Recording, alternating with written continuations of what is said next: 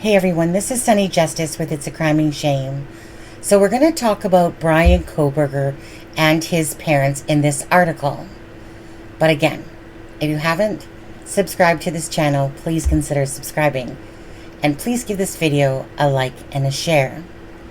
So let's get into it. So Bryan Kohberger's parents, Michael Kohberger Jr. and Marianne Kohberger, are both in their 60s and have lived in the private Indian Mountain Lake community in Albrightsville, Pennsylvania for the last decade. They raised Bryan along with his two older sisters, Amanda and Melissa. Records suggest that Marianne was a warm-hearted mother who provided her children with a supportive upbringing and a loving environment. Michael is a longtime resident of the area who has deep connections to the local community. He is retired from his job as an electrician, but still enjoys playing golf and tennis, as well as spending time outdoors fishing, hunting with his son, Bryan. So, Bryan Kohberger's early life. Growing up, Bryan enjoyed the outdoors and the closeness of family life. Both his immediate family and extended relatives visited often on holidays and special occasions such as birthdays. Kohbergers were active members at St. John's Lutheran Church in Effort, Pennsylvania, where they attended services each week.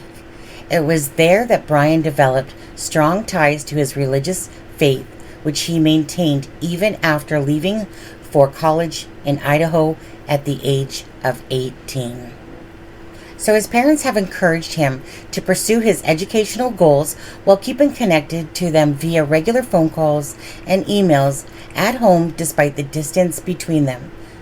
The recent tragedy involving their son has been extremely difficult for them to process.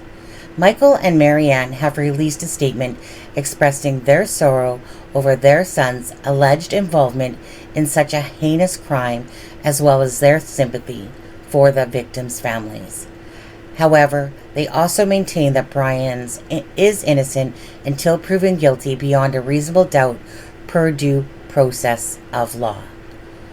As of this writing, Michael and Marianne remain hopeful that justice will be served through an impartial court system, unburdened by politics or outside forces which could potentially impact its outcome either way, positively or negatively, for their son or any party involved in this tragic case involving Bryan Kohberger. Family statement in response to the Idaho. In response to the extensive media coverage of the case, on January 1st, Jason A.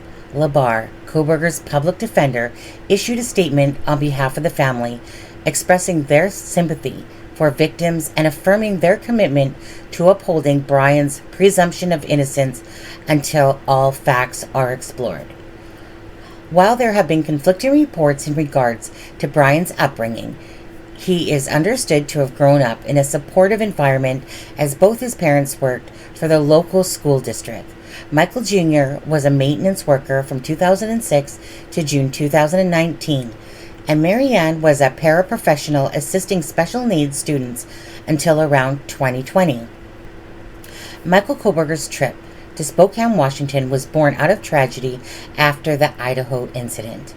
He traveled alongside his son, a doctoral student in criminal justice at Pullman, on the long 2,500-mile drive back home to Pennsylvania, with the white Hyundai Elantra that has since been linked to the Moscow crime scene. The journey was not without incident, as they were pulled over for speeding and tailgating twice during their travels. Kohberger's relationship with his mother remains unclear, although Deja Mann recalled her as the most warm-hearted, kind individual. Being a special needs teacher can be a very challenging role, yet Bryan's mother always rose to the task. She had a profound impact on her students, and this was certainly the case for Mann. While he may not have realized it at the time, she provided him with more than just educational support. She provided emotional guidance as well. Even during times of difficulty, Mann could rely on his former teacher to be there with words of encouragement and positivity. It is clear that her support played an integral part in his growth and development in who he is today. Okay, you guys. So after reading that, and then what are your thoughts? So perhaps Bryan had this amazing life growing up and had the support of his mom and his dad. So where do Bryan Kohberger's issues lie?